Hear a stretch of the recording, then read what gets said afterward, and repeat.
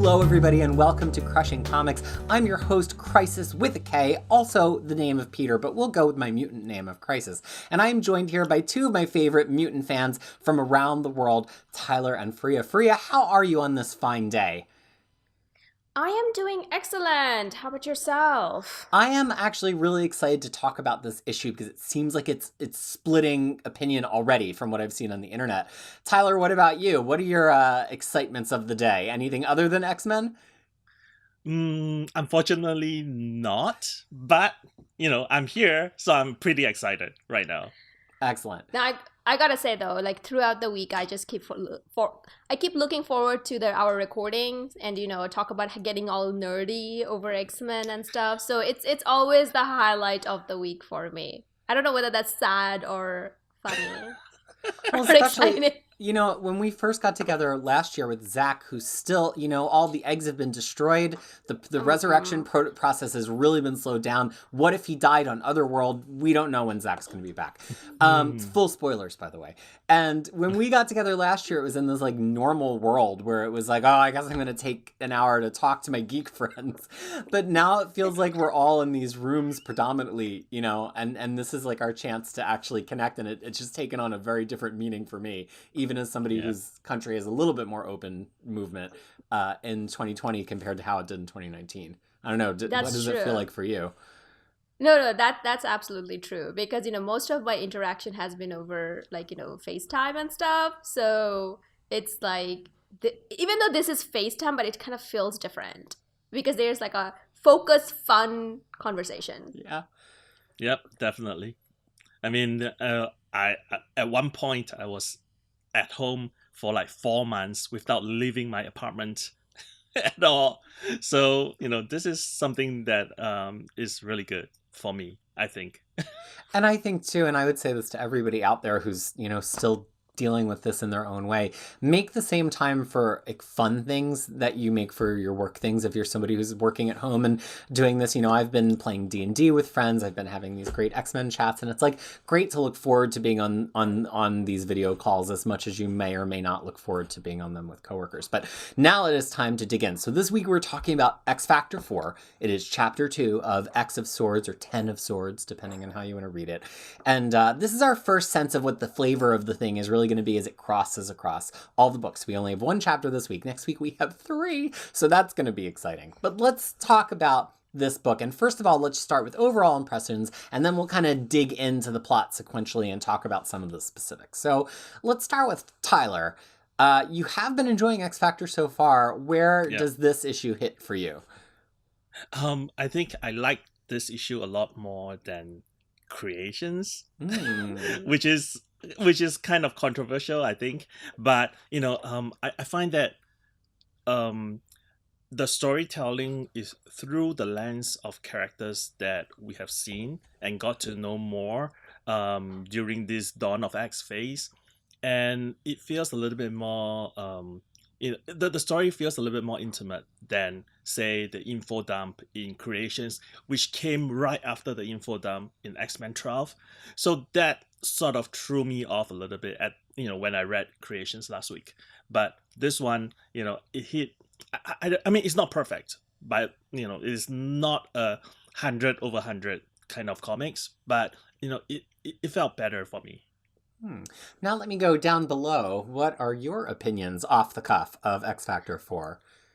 So because I've been playing catch up with you guys on the single issues, so I kind of read X-Factor 1 to 4, and then I've been kind of joking with Tyler about this, that I'm becoming a true X-Men fan because my first impression that these are not my X-Factor. Who are these people? Said like a true X-Men fan. See, we can't call you a New Mutant anymore. Now you're X-Force. Right. I'm an X-Men. I have opinions about mutants and what teams they need to be. And I'm like, yeah. So I'm like, who are these people? These are not my X-Factor. So I was kind of grudgingly reading it. It's the first 1, 2, 3 was okay, but then so I was kind of expecting it to kind of follow the same team and go somehow connect to the X 10 of Sword, but it wasn't. It was just its own thing that is kind of more connecting from the Creations like, right after creation, pretty much it started. So that kind of threw me off a little bit. And, I have some thoughts about some of the things that got changed. And this felt more like there was a setup. Now there is like stakes being put in to the whole crossover thing. And I don't know where it's going yet, but I have more thoughts that I'll be sharing later. Yeah, I mean, that's what we were talking about. This is a crossover. This is not an event with tie-in issues. So one issue will lead to the next, and then it will lead to the next. So, that's how it should be working. No. But I was talking about X-Factor 1, 2, 3 to 4. Yeah. That this does not connect to that at all. No. Like this is just, So that threw me off a little bit, but that's fine. We'll chat more about that. Well, I want to share my opinion, but I think that's a good point to dig into. We talked a little bit last episode about, like, it's been a really long time since we've had a direct crossover of any length, like more than these 4-issue kind of the button type crossovers at DC. And I do think that people forget how jarring it was, especially for Tyler and I, who are reading single issues back in the 90s, that like when you would pick up the next issue of X-Factor, actually, I'm thinking of during Executioner's Song, when Peter David's X-Factor, and it was like, what is this? Because if you weren't following it sequentially through all the titles, people are so used to kind of event tie-ins, which will take a moment and go, oh, let me recap where we are in the event, and let me recap how this team is relevant to the event, and let's make sure it continues from where we were last issue. And like direct crossovers is just a whole different ballgame. And in seeing some people respond to it, on Twitter as the X-Spoilers tag went up, I'm not saying anybody's wrong in their opinion. Opinions are opinions. But I definitely got a sense of some people kind of like having to remember how direct crossovers work a little bit. It was my take. So I had a lot of impressions about this, and I don't want to totally monopolize now because we have so much to talk about. I think Leah Williams found some really interesting moments with the characters, and that's what I fixated on. I think this was more info dump, actually. This felt just as info dumpy as X-Men 12, only a different kind of info dump, and in a lot of ways that annoyed me.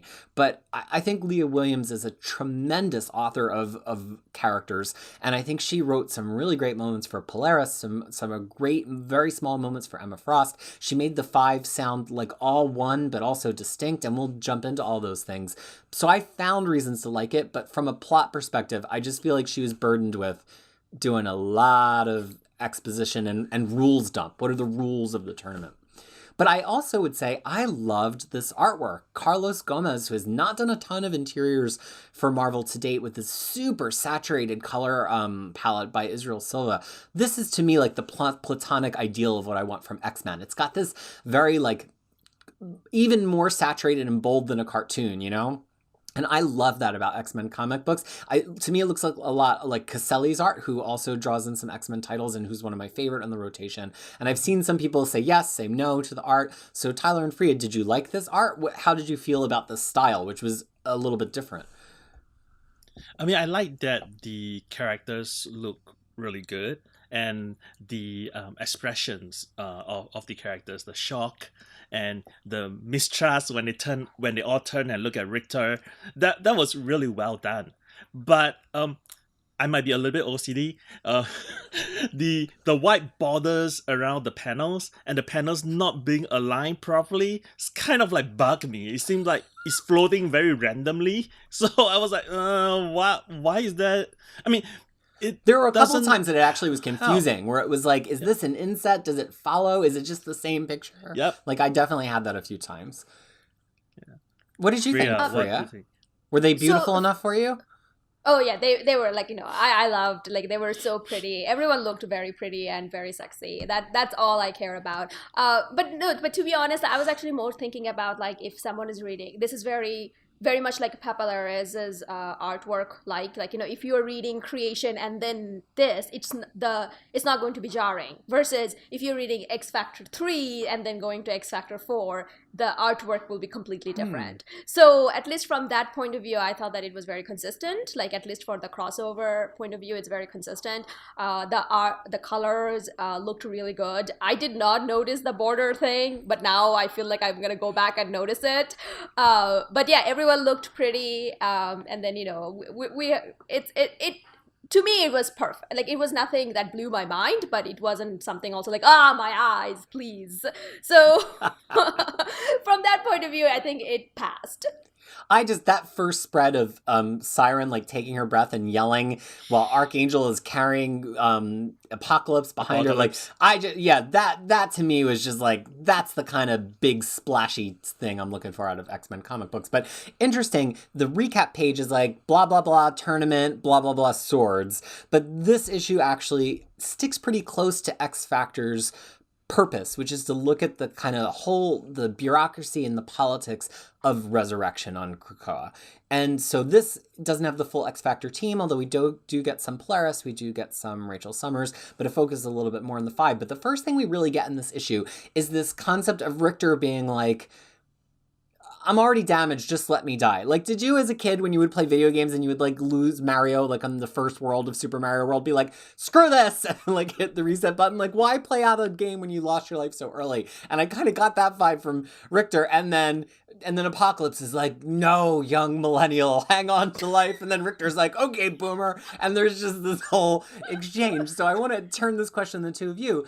Should mutants treat their bodies as disposable? Before knowing everything we know later in the issue about Otherworld and eggs and stuff, do you think mutants should just be like, yeah, cut me off, get me a new body, or should they fight for it? Does life still matter? So the thing is, like, it's actually a contrast between what Storm felt in Giant Size Storm. Yes. Right? Giant Size X-Men Storm. So I personally think it's perfectly valid way to think. Like, just because they're all mutants, they shouldn't think the same way. So we saw Storm feeling completely different, who she is like ready to fight and ready to follow Phantom X to that world that he goes to, and then trying to find a cure for her issue. But here Richter's like, the millennial that he is, just be like, why bother? Yeah. I mean, the thing is, like, I connect. I would, if I were mutant, I would follow Richter's Richter's way, but I would though say that, hey, bring me back 10 pounds lighter. But but the thing is, like, it's just as valid as how Storm felt in her boomer way, that no, I'm going to fight for this. So I think it was a good contrast. Tyler? I mean, I agree that it's a true contrast. I mean, I had the Storm quote here as well. I mean, it's like, she's like, no, the true measure of living is the living, of life is living. It's not a series of do-overs or restarts and things like that. And I mean, I do have a couple of points with regards to this part. I mean, one thing is, the whole military mentality of leave no one behind.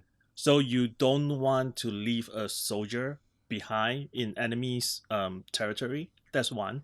I mean, the other thing is that it has been established, I think, in X-Factor 1, that they need confirmation that a mutant has really died. So by leaving him injured and dying, that is not a confirmation. And I think that's really key, and I think we've seen it play out both in X-Factor and X-Force. This idea that, it's kind of taken no man, no woman left behind to a different level, because if they're left behind, they can't reap all of the benefits of Krakoa. So it's interesting. In the past, you might have been like, oh, we don't want anybody to die. But here it's almost like we can't leave anybody's physical form behind because it's too dangerous. What if they get turned into a vampire? What if they get resurrected? What if they get harvested? What if they get cloned? And so I think it's actually an interesting beat, because like you said, the normal implication is it's very militaristic, nobody gets left behind, but it has a completely different implication on Krakoa. Yeah. And the other thing, too, is going back to what Freya said, I kind of like that we're starting to get divisions in how the mutants feel about these things, right? Like, it's not what people have been talking about them like they're a monolith. Oh, they're a cult. It's a sex cult. It's a death cult, whatever. Some readers are experiencing that way. But this is not a cult. Storm, Apocalypse, and Richter all had extremely different feelings about if they should die or not. And then put on top of that Apocalypse is the big bad that you've got to fight if you've lost your powers and you do want to get resurrected, which actually is consistent to his worldview, because he's like, you cannot just throw away your life. If you want to be resurrected, do something of value at the end, fight for it. So I think that this draws a straight line to that fight that we saw in X-Men. I forget if it was 6 or 7. To him telling Richter, don't give up. Here, to me, it's the same character beat.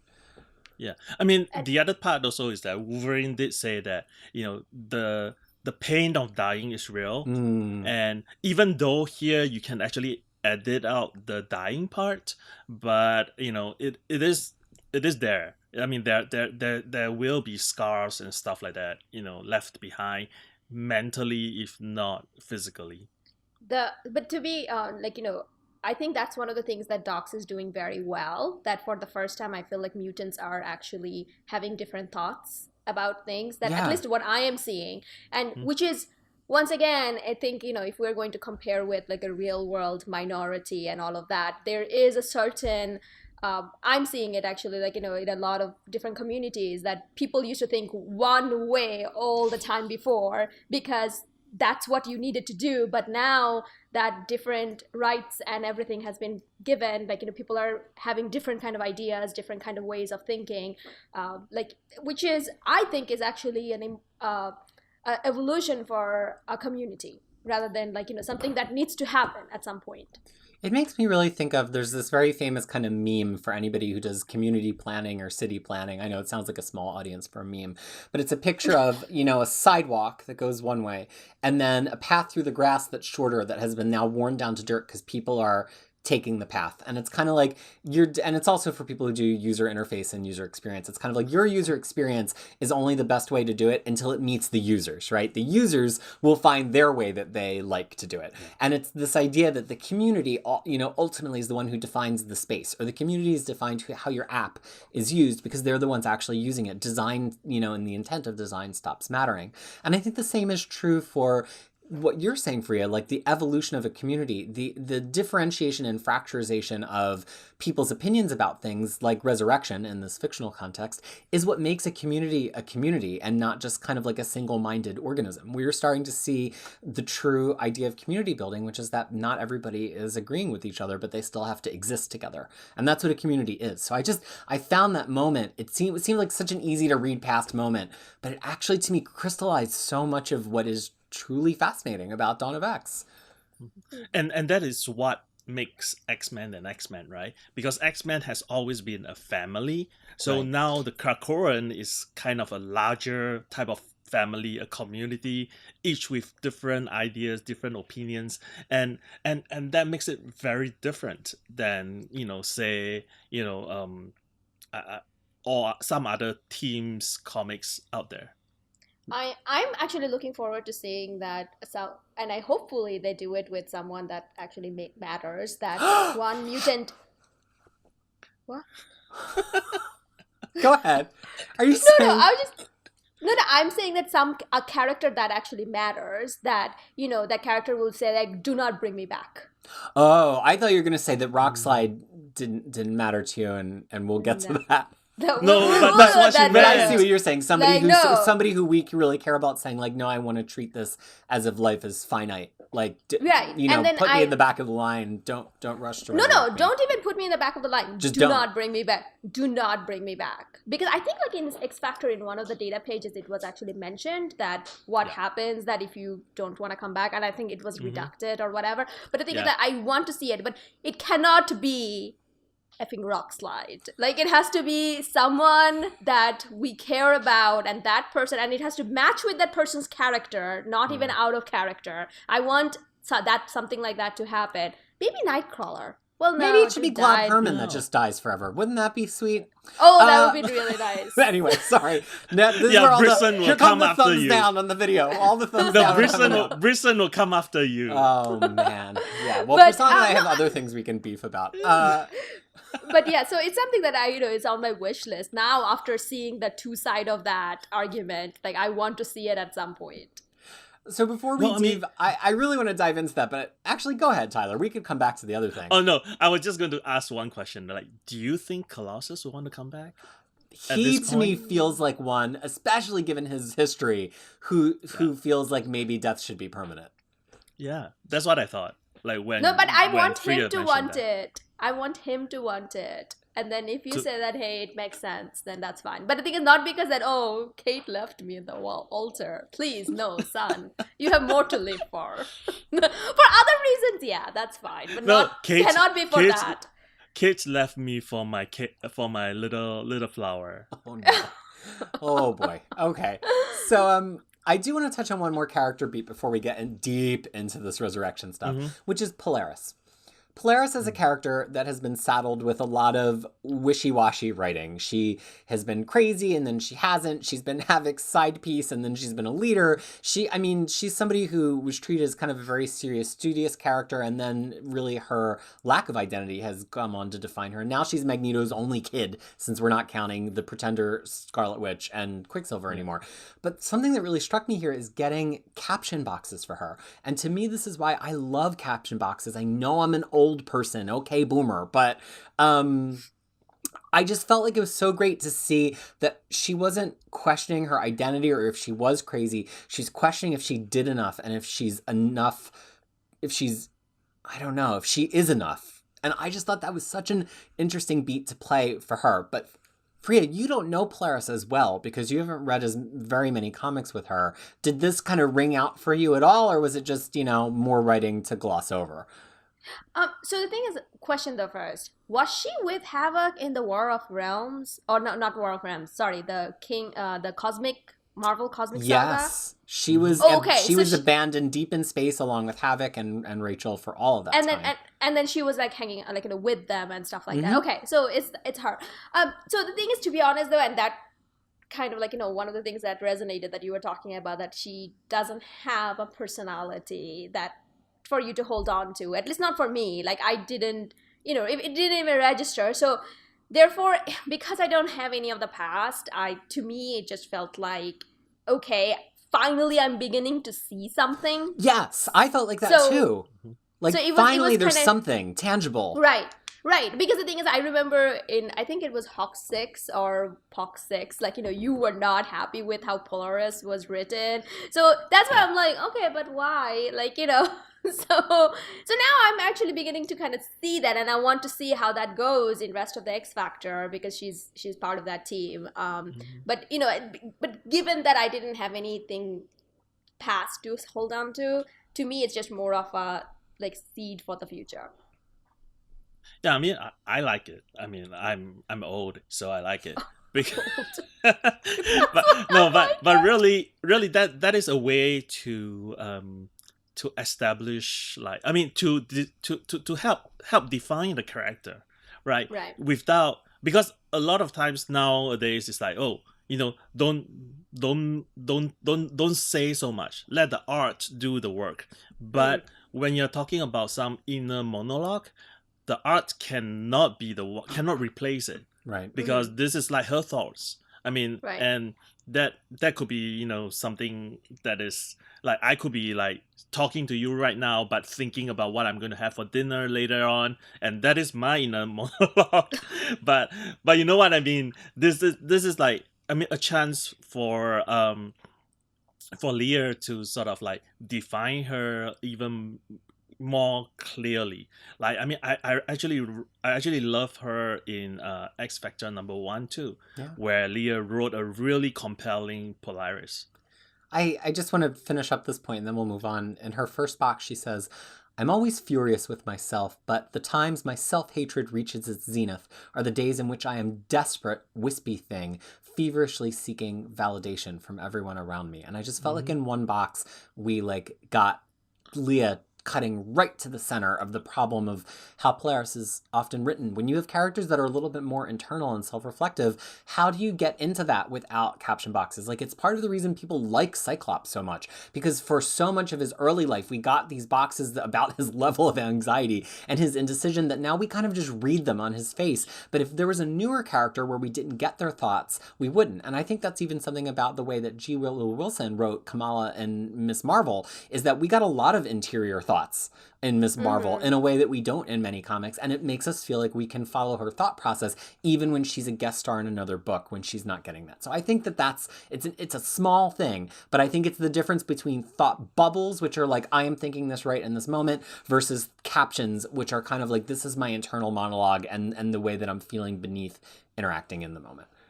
So one thing I do want to mention though, before I think, and why does she care so much about Rockslide? What's the background on that? Tyler, I have a take, but what did you feel? I mean, I don't think she has a strong connection with Rockslide. It's just that her guilt of not being able to stop the the killing blow in time. I think it's more of her personality. It describes even more of her personality, that during this, she's not the leader when they went through the external gate, but she took it upon herself that I could have done this. I could have stopped the death, even though at that point in time she was like, oh, it could be he could be resurrected, right? So that was my take. Yeah, I thought it was a little overwrought, but at the same time, she's one of these senior X-Men, and I don't think we would blink if Jean or Scott had an interior monologue like that, because we buy that they feel, or Storm or Aurora, because we buy that they feel really, really responsible for all of these younger characters. And it kind of just struck me as like a nice moment to see that Lorna actually has feelings, So often she's just kind of written to be there, and I kind of like the idea that she's one of the most senior X-Men. She's Magneto's daughter, so she's a representative of the House of M, and she's yet let one of these kids die on her watch, which is like we see Magneto venerated by all the kids back in the Empire tie-ins in 10 and 11 for bringing the great savior, and she can't help but kind of weigh her own actions in this mission format versus what Magneto just got set, uplifted and put on a pedestal for. And I thought that was a really deft turn, because again, it gives a little bit more nuance to a character who hasn't been defined so well, in my opinion. Okay. No, would you have thoughts on that? Do you think we're just blowing smoke, or do you feel that a little bit? No, I mean, like I said, I don't have any past connection, so I was thinking that maybe there was some reason for that. But the thing is, I was just saying that I think in X-Factor 1 X-Factor 1, she just denied the leadership role. So to me, I was like, well, someone who doesn't want to be leader don't necessarily care that much if you lose soldiers. But the thing is, I wasn't sure. I thought that maybe there was some past connection between the two. So So now I want to dig into what I think is the bulk of this issue. And I know Tyler's probably got some thoughts. Free's probably got some thoughts. Which is the whole resurrection drama. So, there's no protocols for casualty of war, but isn't some of the things that happen in X-Factor, or in X-Force, kind of also war? Why is this any different? Let me throw out a couple other topics and then y'all can just jump in, right? Why did they immediately assume all the eggs are broken and then be like, purge the eggs? Have they ever done a 5 whys on a problem the way a real engineer or programmer should? And then also, have they really not thought through all of these instances? Surely there's a concept that people might die outside of the resurrection range. That was our concern way back in House of X 3 and 4 with the space slip mission. Yeah. So it's kind of I know that we're establishing the ground rules, but I kind of couldn't help but roll my eyes, because I'm I feel like we've kind of talked about this stuff already. I don't know. That's me. I really want to hear from the two of you before I kind of dig into it. So the thing is, the question that why X-Force doesn't matter, didn't matter versus this, because X-Force are CIA, so they are deniable, their missions are deniable, they can deny them, so they don't necessarily get the same treatment as soldiers versus, so that's where the distinction is to me, that why it's not the same. But the thing is, when they destroyed those eggs, it really hurt me as an engineer. Really talk hurt about that, me. because I really had a feeling you were going to say that.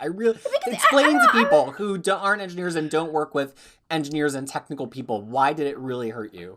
Okay, so I am a plant engineer. That means I actually work in a plant and I am part of the operation, and my role actually is if something goes wrong, to understand why it went wrong. And there are so many different tools that are available in order to do what is called a root cause analysis. And as one of the ones that Peter mentioned is 5 why, which means you ask 5 times why, until you get to the root cause.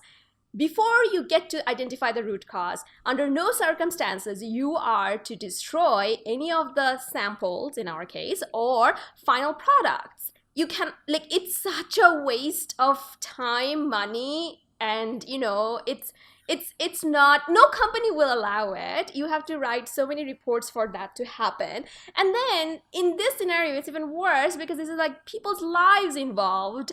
And without ever sitting down and talking about it, they're like, yep, destroy all of them. Like, yeah, like, like, like the scene in Black Panther movie where Killmonger destroyed all the flower things that makes that scene hurt me. This scene hurt me even more. Like, because even though there's it wasn't just a villain. Right, like, and then I was like, what? They have Beast, for God's sake, in their island. Like, they have all these smart people in there, and I kept on thinking about what Tyler was saying in one of our last episodes, that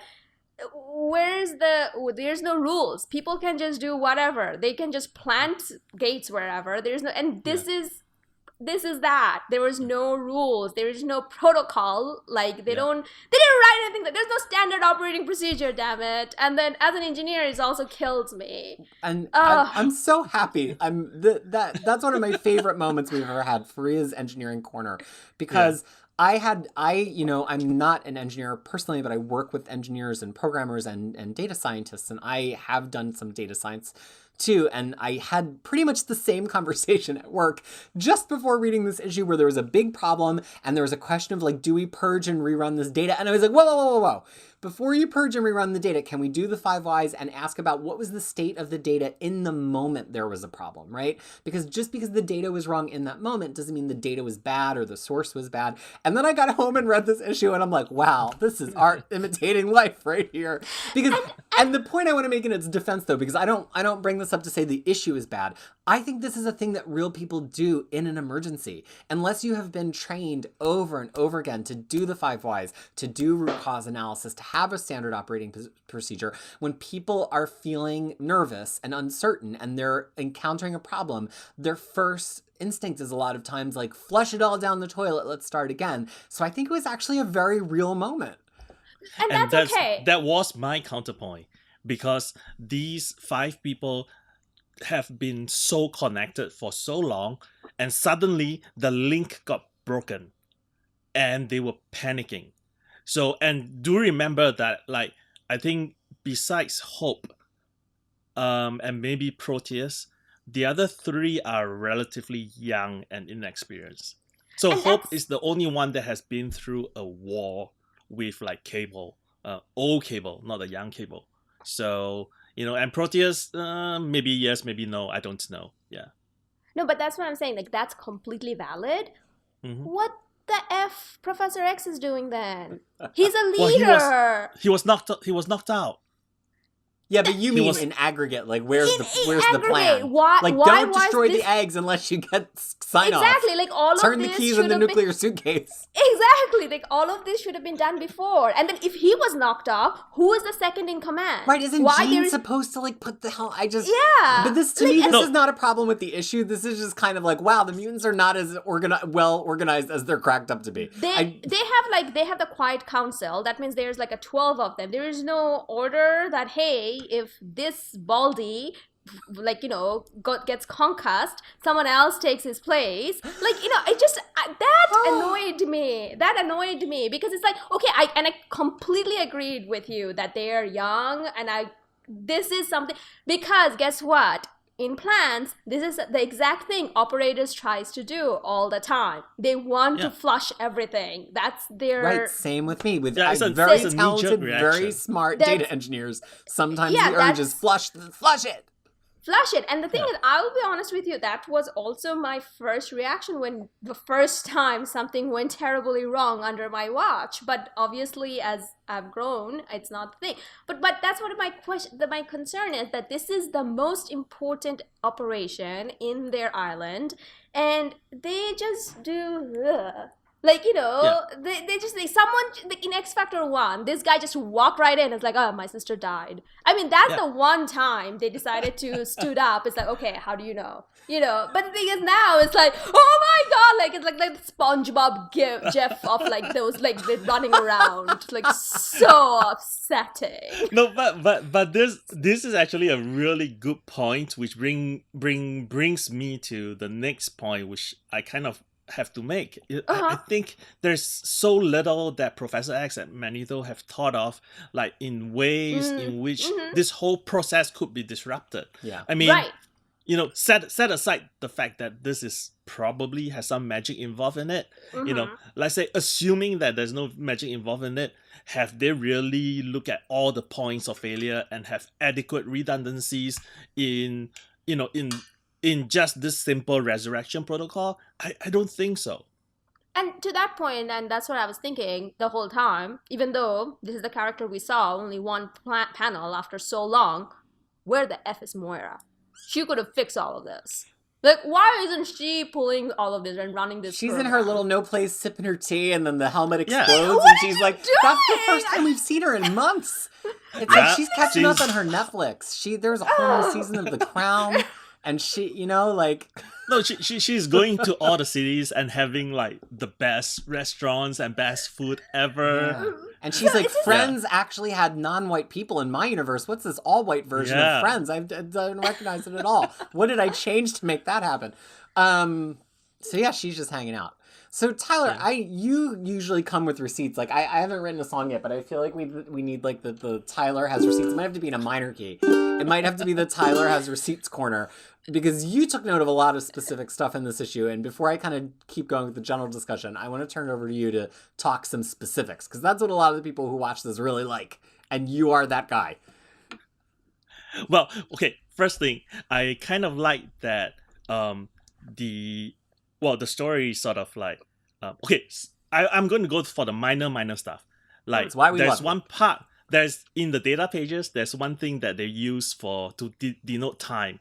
And it says KMT, and there is no KMT in any of the timeline. In the real world. So it's Krakoa mean time, like Greenwich Mean Time. That's what I think. Yeah, so they have their Krakoa mean own time zone. So that was pretty nice. I hope it's offset by like 8 minutes, just to like mess with everything else. Yeah, or 30 seconds. Yeah, like we are 30 seconds off. And then I kind of love that Leah used sort of have a callback to a Claremont shorthand with the accent, because I noticed that Eva used like mate, sort of denotes that she's Australian. So that's kind of like really, really fun. And Proteus, who, let's not forget, is Moira's son, who's hardly ever written with an accent in the 2 or 3 stories he appears in before. He does have a very lightweight Moira McTaggart accent in this issue. Not as heavy as you cannot eat, like the way that Claremont would write it, but I definitely noticed, and Leah Williams might be the first person I've ever seen do that. Do that with this character, right? Yeah, I'm trying to remember if Soul did it when he used Proteus in Astonishing in 2017, but I don't know if he did. I have to go back and look. It really stuck out to me. Yeah. Yep. And then there is another character that made a one panel appearance in this issue, besides Moira, and I think it's meant to be like just sort of an afterthought kind of thing. How do you pronounce the word? Is it Eunice or Unis or? I don't know the official. I would say Eunice. Unis would be weird. Let's say Eunice. There should be nothing like just like anus. Oh, like so bad. I'm trying not to be juvenile and say that, but I'm thinking that. Oh my goodness. But this is the professional X-Men talk show, okay? It's highly professional. So I'm wearing a blazer. We talked about 5 Wives. Yeah, and it's very Anus the Untouchable. So he made a one-panel appearance in this issue. Like, quietly. He just slipped through the external gate back with, like, Polaris. No one mentioned him. No one noticed him. I think he's a Trojan horse. I do think it's really interesting because of who he is and what his power is, and also because he, like, it's so uncommented upon. Like, sometimes you put things in the background of art just so fans don't go, but what about Eunice? What about Eunice? But sometimes you put it in because the gun in the first act goes off in the third. And I'm just, I just felt like even though he was so small in that panel, it clearly was meant to draw our attention to it. And it's just, was it for continuity reasons, or was it because it's going to kind of go off later? And I definitely noticed that. Yeah. And I sort of matched the champions to the sword, but that's not that difficult to do. And then Doug did all the work for you. Yeah, and then he did most of the work for me. And thank God. Yeah, you weren't ready for another sinister gossip rag where we had to blind item all of the potential combinations. No. don't know. I mean, I'm okay with the Sinister because that was actually funny, but the whole this poem nonsense, I can't. Yeah, I Freya's don't not do here poem. for poetry No, analysis. I don't do poetry. Like, trust me, I read the whole of the Lord of the Rings. Did not read any of the poems, so Yeah, that's not my jam. Oh, who's the one? The first one, the first person that they met in the forest. Oh, Tom That's Bombadil. Tom Bombadil. Yeah, You Tom didn't Bombadil. read any of the Tom Bombadil Oh my stuff? god. Nope, didn't miss him. Didn't read him. Didn't miss him in the movie. It was fine. It was Yeah. fine. It's no. Yeah, Do not. I mean, No regarding one the in real world speaks in poem. No one does that. This is But not that's a not thing that real. happens. Shut up. Like, this is real enough. I need to believe Krakoa is real. Oh This my is real. goodness. But yeah, no. Well, I mean, I think the most interesting thing I think in this the matching of the swords is that Gorgon has actually 2 swords, and presumably he's going to fight in 2 duels. So, and that I think is a callback to Hickman's Secret Warriors. Yes. So he has like both God Grass Cutter and God Killer. The Ooh, is the it 2 like- swords. And I Is it love... like grass cutter like Usagi? Yujambo? I think Yeah, so. I that think was it's a my first reference. thought. Yeah, it is. Oh, It is okay. a samurai type of situation. Well, and I Oh, look also at love that. that, Hickman has his favorites that even within the run of X-Men, he's managed to, like, pull in from his other runs, and I like that. He slipped Gorgon, I think, into Avengers at some point. Maybe it was in Avengers World. It was in Secret Warriors. He's just one of these, like, pet characters, and I don't mind that. I think that's fun when an author has a signature character that they like to use a lot that's maybe nobody else is going to touch ever or care about. That's fun True. to me. And then Storm, of course, has Skybreaker. Even though Skybreaker has never appeared before, Skybreaker was her name as a god in one issue of, I think, Extreme X-Men or something like that, when they were an alternate universe. And yeah, so I mean, she was the only riddle I could solve. Like, the god. wait, you couldn't solve magic? I don't you know have any of not them. read those issues. Yeah, I Freya don't know any doesn't of go them. way back with Ileana like we do. And then I was like, ugh, I was just literally going, like the whole thing. Well, The and, whole like the self-friend thing was pretty obvious for Doug, people who have read New Mutants, and so then that was pretty fun. And I thought, but the twins, that's the part which kind of stumped me a little bit. Like, who is the above and who is the below? Because it did make me think that, like, we can get into the idea of this as a tournament arc, and tournament arcs in fiction, and if they're interesting at all or not, I say no. But part of what I think is interesting is, like, who gets involved and why, and the personalities of the characters, right? And I was thinking when I hit that one above, one below part is, wouldn't it be interesting that if some reason caused one of the X-Men characters to have to fight for the other side? Like, what if they're just compelled? What if that's the sword that they find? What happens in this mode where we're saying whoever dies won't come back if you have to have 2 mutants fight against each other, and it's like a zero-sum game because one of them has to die? And so even if that's not what the twins hint is about, it kind of sent my mind down that path. And to me, I'm like, well, that's what's interesting about a tournament arc. To me, a tournament arc on its own doesn't do anything, but if you make it painful for all of the characters, then it's interesting. It makes me think of this great YA super queer comic called Fence that I think is out from Boom, that's all a whole fencing academy, and some of them are sleeping with each other and some of them hate each other, and it's mostly an all-male cast, and it's like, I actually cared about the sword fighting. Like, if you X of Swords, you want to get on Fence's level, because every issue when there's fencing in Fence, I'm like, oh my gosh, but that's because there's real stakes for the characters, and you really, really care about what's going to happen. So as much as this issue kind of bored me a little bit, and as much as the tournament idea kind of bores me a little bit, I'm like, you know what? If you're going to set up real stakes that makes me care about these stupid sword fights, then I'm in. Now, if you can make it as queer as Fence, then I'm really in, but I don't know if we're ever going to get there in an X-Men comic book. Let's see what happens in Marauders. Yeah. I mean, for me, it's more like that was my main fear coming into this, was like, it's like half the issues will be like the quests for the swords, and then half the crossover will be like fight, and there is no levels, there's no layers to it, there's no nuance to it. And in some ways, I kind of like this issue because they added the nuance level to it. They added the characterizations of Polaris to the whole thing, and it makes me care a little bit more than just a stupid fight. But now let me turn that to the other side of the coin to Freya. We've again had the comic basically saying there is an instance where people can die. Is that required to have a good crossover, or does that make you roll your eyes and say, again?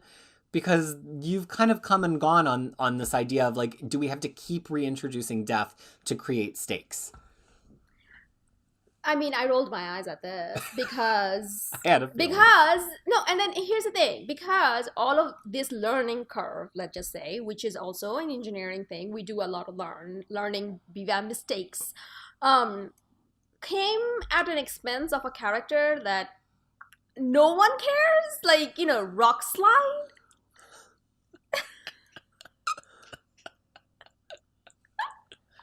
Oh no. You hurt Peter. I love Rockslide. I do. You love Rockslide? Okay. Especially if I had the choice between getting rid of Rockslide and Glob. But in that case, I take that back. Because I honestly wanted to I actually went to the Wikipedia to see where other places Rockslide were. Because I've never seen this character. This character was only introduced in X-Men 11, and I think Tyler has receipts, where he was in Docs.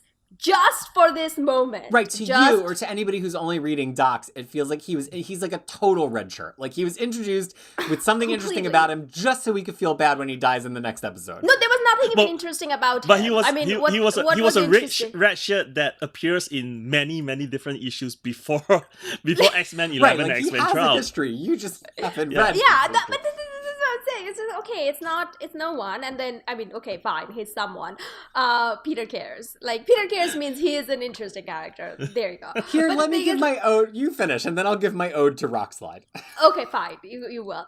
But the thing is, what I was saying, though, is like, okay, you do all of this, and in order to find it, and, you know, to be honest, credit to them, they didn't face this problem that they didn't know, that this can happen, and there's some magic involved and all of that. But is it just because that there is a stake in this? Are we just doing it just because of that? And by the end of it, it's going to be like, oh, never mind. And then is it just happens in Otherworld? Then it's going to be a thing. And does it mean that at the end of it, we're going to lose someone important? And then we're going to be coming back with bringing back like someone from Ultimate Universe, like, you know, some mutant from the Ultimate Universe like that. Is that the idea? I don't know where it's going. But the fact that now we just suddenly have stakes because, and the thing is, like, honestly, people, death is not the ultimate punishment. It's not. It really is not. It's a very old way of thinking. There's other things that can happen to you that is worse than death. I think, go find it, writers. Yeah, and I mean, I had so many similar reactions to you, except for I love Rockslide, which is that, you know, it made me question, like, oh, well, now we were so excited about all the people with the swords and the pinup, you know, image by Mark Brooks. And now we've got to look at that group of characters and go, oh, well, now who's going to get wrecked permanently and, you know, as a character, as a cost for this. And like, it's going to make those of us who like the character kind of like be like, now we lose all of the progress that we had, because that it's going to happen. Like they pretty much said all of the champions will still want to fight. And Polaris, you know, very specifically at the end is like, even if they might, you know, permanently die. So even, which doesn't actually make sense to me, because if they've gotten to the point where they know that dying in Otherworld is going to corrupt the backup, why don't you just not back up people when they go to Otherworld? Like, it doesn't seem like it should be that hard in this whole Professor X data warehouse of psychic impressions to just stop backing up people to go to the gate. But that's another conversation. So, or back up in a secret way so that people don't know. Yeah, it's only 10 of them. Spin up another AWS web server and put those 10 people on that one. Like, why is this such a big problem? And then put it in a Faraday gate or something, you know, a magical Faraday gate Faraday cage or something, so that no one can access it. But as we've established, there's no engineers on this island. Sage must be asleep. Forge is out to lunch. There's no engineering minds in control of this process. I should create a data page written by Dr. Nemesis that says that, okay, I'm going to list down all the points of failures and the lack of redundancies. That's who we need. Dr. Nemesis is a logical negative. He can put on the black hat and get through all of these things. Or call Karnak. Karnak will help you. Karnak can figure it out. Karnak, I don't know where he is right now, but Yeah. call him. He can find all flaw in the system. He will help you out. So here's my defense of Rockslide, briefly. We've, in every generation Ode to of... Rockslide. Yeah, in every generation of X-Men, I feel like we always get the monstrous character. Frequently, it's men, although we've started to finally move away from that with characters like Penance, and then also characters like Mercury. But, you know, and the tack that we always get with them is like, I can't be a part of normal society. And a lot of times they kind of retreat into a lot of very kind of masculine tropes because they got to be a tough guy to kind of hide. And it's very much an homage to The Thing, right? Like that, like he's got to be this tough guy because all he is tough exterior and he can't kind of be the soft person he wants to be. And so he adapts his personality in that way, right? Sometimes it's more interesting, sometimes it's less. For me, it was interesting for Rockslide because he actually developed over time into just like a friendly character who supported other characters, especially with this really great friendship that he has with Enel, who is gay and is his best friend. And there's never any of these like no homo moments between the two of them that many male writers would try to insert. It's just like there is a beautiful friendship. They clearly love each other. And it's just not it's not an issue at all. And so I just really love Rockslide for what he is. And I feel like at the beginning of Wolverine and X-Men, they introduced Glob and they kind of took all of Rockslide's plot development and like tried to move it back onto Glob and make Rockslide just this like mean bully again. But for somebody who had been reading all of these like young X-Men comics, I'm like, but that's not who Rockslide is anymore. And then everybody loved Glob. So I kind of have this like this anger, that like Glob got the Rockslide plot developments and Rockslide got left behind. I'm like, well, here's the final nail in the coffin. And it's really funny to me because if we look 10 years ago, almost this month, the other kind of monstrous made of rocks kind of guy from the X-Men Academy era, Onyx, was the sacrificed character in Second Coming. And here we are 10 years later, and we've sacrificed Rockslide. So not really, because he's kind of alive, but the version of him that's alive is the version of him that's like the multiversal jumble version that was backed up from Otherworld. So maybe in 2030, the X-Men crossover that year can kill Glob Herman. Thank you for coming to my TED Talk. I mean, like, don't you think that it might be a little bit interesting for Rockslide too? It's like, you know, Eno will be like, oh, remember that time we did this? And Rockslide will be, what? I do. I hope that this change means that some writer has something they're going to do with it. The thing that will make me angry is if the crossover ends and he's just like, there's that silly Rockslide who doesn't remember stuff, and he's just like in background panels forever. Like if somebody's got a place to take it, then I'm in. But to be honest, though, in all honesty, this should have been Glob. Yes, this should have been Glob. This is going to be my most disliked video in the history of this channel. Yeah, and that's what Tyler was saying. That, like, you know, I think. Tell us why you say it's supposed to be Glob. Because in Free Comic Book Day, panel which shows the picture of like the group of mutants, Krakoan, who goes into the external gate, Glob was there instead of Rockslide. So Rockslide only got replaced. I mean, Rockslide replaced Glob in Creations. So if you compare the two pages, the cards, like 3 characters got replaced, right? So Siren replaced Banshee, which makes sense. Yep. And then Rockslide replaced Glob. And I can't remember, someone replaced the Trinary. I can't remember who that person is. Well, here's the other thing though, Glob, and we talked about this 2 videos ago in our whole like favorite characters, favorite moments thing. Glob just had this awesome moment in New Mutants 12, which kind of resolved his plot. And I don't know if you watch like a lot of reality TV, but a lot of times before somebody's about to be like kicked off of a show on reality TV, we know the reality TV that I'm watching. Before somebody gets kicked off, they always resolve their plot. They'll be like, and that's why my mother and I finally talk again after all these years. And then they get eliminated. And so I kind of felt like New Mutants 12 was like Brazan being like, and scene on Glob's plot so that we could kill him. But no, it wasn't. So I kind of felt a little bit narratively misled.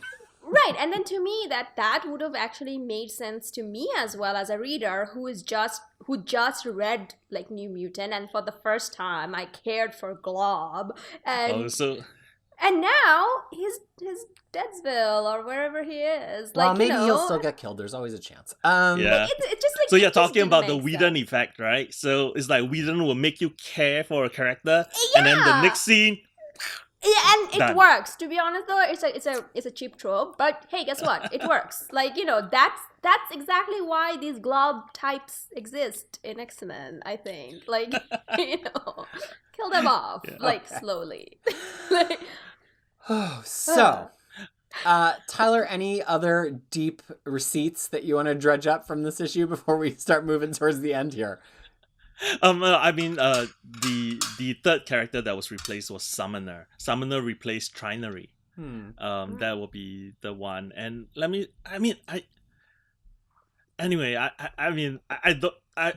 even though I kind of like this issue, the way the whole corruption of the backups and things like that kind of bug me. Yeah. But I just sort of like, sort of say, okay, it's magic. So, and not dwell on it too much. I think that's the part which I kind of like. Yeah, but you actually had some good points. I mean, in terms of like, I think which also changed my mind about like why this needed to happen. Like this issue error in the resurrection needed to happen. I forgot what did you say? Well, I mean, it just highlights that there is inadequate thought behind the whole process, right? They look at it more like, oh yeah, I have like 5 creators and that's it, but if you have 5 backups that are all linked together and that could be corrupted all at once, it's useless. I mean, it's redundancies, but it's not a true backup. Right. So there's also an engineering solution for that. It's called process hazard analysis, or PHA. And if you do that, you actually sit down into like look at a process, look at every different units, and then come up with where are the failure points for that, and you can put like engineering solutions for that. Yeah. Like, there is none of, well, the major one was that Professor X dying, and they already solved that. But the thing is, there's nothing else other than that. Exactly. And I think that's the whole point, that as we are going through the whole docs, I feel like we're just going to find out different faults in this, which I don't know whether that's an interesting thing or not. I agree. I think in a way that's what docs is. I think it's docs starting with this utopic ideal, which is a lot of times what people say, I'm going to make it perfect by doing this. It's the way politicians approach plans. It's the way engineers approach plans, from the idea of like, what if we had a perfect system? And all of docs is going to be finding the problems with the system, which mirrors Moira's kind of progress through her lives, where she's like, I'm going to try being with Magneto. I'm going to try being with Apocalypse. And every time there's a problem. And I do think that that's actually maybe the true plot of docs. And as people are kind of getting frustrated with like, oh, everything's always going wrong, which I am to a degree. Yeah, but that's what this is. We all signed up for this. It's the gradual process of finding fault in the X-Men's new idea of utopia. And it's not going to look pretty when all 16 million of them show up. Like, now there is like, what, 200,000 or something? Like, where are we? But then all 16 million, when they show up, like, we already saw what happens when the zombie version of them shows up, but and to a great degree, this whole crossover is about the fact that they could lose Krakoa itself, which Krakoa runs all of the flowers, runs all the gates, basically enables them. It's where the pods, the eggs are being grown and nurtured. It's what enables all of this, and it's like, yeah, in your fault process, did you think that the location that you rely on could be taken from you? Like they're so busy thinking about how to defend the island from incursion from outside forces that they didn't think about how to defend the existence of the island. And I think that's actually a really clever part of X of Swords that a lot of people are missing, that like it's one of the core faults. It's like, what if you have nowhere to do all of the things that you're doing? And not to mention all the new mutants that will keep being born throughout this time. Like, that's not part of the 16 million. So it's like, so one of the things that I do want to mention though before we stop is that the bitch slap that Apocalypse got while he was dying. Talk about that. Like, so he lays dying. I remember I kind of thought back about that book. With this giant hole in his chest. With a giant hole. And then Professor X comes back somberly, says that, hey, look, we're having to do this, and then it's going to take some time, so don't worry about it. And I don't know whether it's him or Magneto, but one of them says that you won't be missed during this time.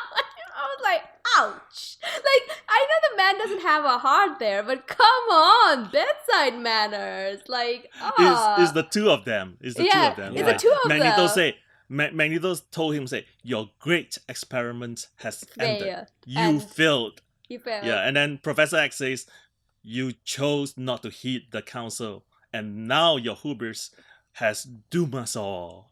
And then, and that was it's like, you won't be missed. Like, you know, so the thing is, like, it's just like, Yeah. I was like, well, they kind of covering their butt in a way as well. Like, they're kind of telling him that why there will be a gap between him coming back so that he doesn't get upset. Right. But at the same time, it's like, kind of your fault, bitch. Like, Yeah. But So that's- also, well, it's from, not. from like a narrative parallelism, it's also like each of these units of the council have one fracture, right? So Magneto and Xavier would like to align against Apocalypse. On the all-villain one, you have Mystique, who's clearly got her own plans that are different from Sinister and Exodus, although I guess you could say Sinister is the one sitting out. On the other Yeah. council, you have Shaw, who Emma and Kate want to kill.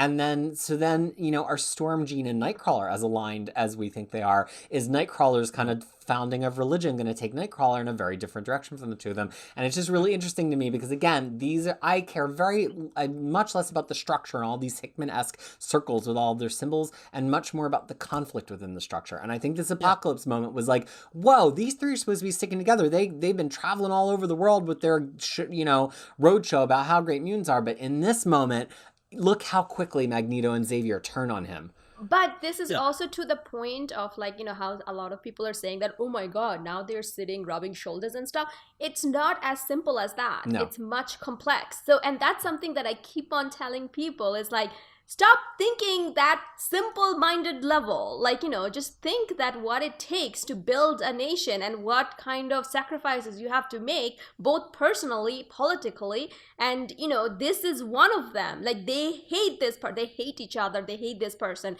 And they're coming together, like, and they're having to come work together. And now, in this point, the mask slips off and the anger still shows. That is magnificence of Hickman's plotting, I think. I personally Well, think. I mean, there is definitely a split between Nightcrawler, Jean, and Storm because in the vote to close the external gate, only Nightcrawler voted yes. So Storm and Jean both voted no because they will be leaving soldiers behind. But Nightcrawler was the only one who raised his hand. Well, I think that is a wonderful point to wrap up on this issue. We leave with Magic jamming her soul sword into the ground in this version, this geologically encoded version of the secret of who's going to get what swords, and basically saying, game on, pound the war drums. And that's where we're going to go. So next week we have 3 issues. They're going to be sequential, even though they're coming out all in one week. And somehow we are going to cover all 3 of them in one episode, a feat that we have never attempted before and may spectacularly fail to do. So before like we sign Apocalypse. off, yeah, just like Apocalypse. So any final single thoughts that you have from this issue before we all sign off? Yes, I do have one. Tyler. So what if Cable sword is not really the light of Clarador, but instead is the peak? I am hoping The for like sword some kind station. of giant monster action swinging all of the sword station or cracking it into it's something. like- I'm really hoping for that. No, but you see, the external gate is not a gate like Krakoa. It's built into the ground, so it's perfect for them to shoot something from space down into the gate and into the tournament and like killing the other side. It's like 3 pages and we are done. Well, also If would make something the like new that sword the happens. new sword series pretty interesting if they crash the station into Yeah. Otherworld. Free, any final ones from you? Parting shot? I mean, no, I started this episode kind of not liking this issue, but the more we talked about it, I was kind of on board. I'm on board for it. Now, you know, I'm looking forward to the next 3. I feel similarly. You may remember that in our group chat, when I finished it, said I hated this, and there's so many A's in the word hate. But I think that this is the fun of X-Men comic books right now, that they're a communal experience. It goes back to this community building stuff. Like, talk about these comics. Like, even if you hated the execution of one issue, you thought it was off voice, you thought the art was bad, there's still really interesting things happening because of the way the line is working and because we have so many characters in play. My last parting shot is I love that all the psychics tried to get the information out of Polaris's brain, and later she's like, it was geologically encoded. Like, I have a master's degree in this, okay? That just made me laugh because I thought it was a really nice connection. She didn't actually say I have a master's degree, but I read that because I know that about Polaris. So because they were in like grad school when they first appeared. Yes. So that had made me laugh. So everybody, thank you so much for watching another episode of This Week in X as we talk about X-Factor 4. We will have another mini episode between now and next week to talk about one specific thing that we've liked in Dawn of X. Yeah, we're really excited about it. And then we'll be back for a full length, maybe even fuller than full length, maybe even lengthier, to talk about next week's 3 issues. Tyler Freya, thank you so much for joining me from across the world in what is truly one of the highlights of every week for me. And I'll see you again next week. Bye, everyone. Nice. You.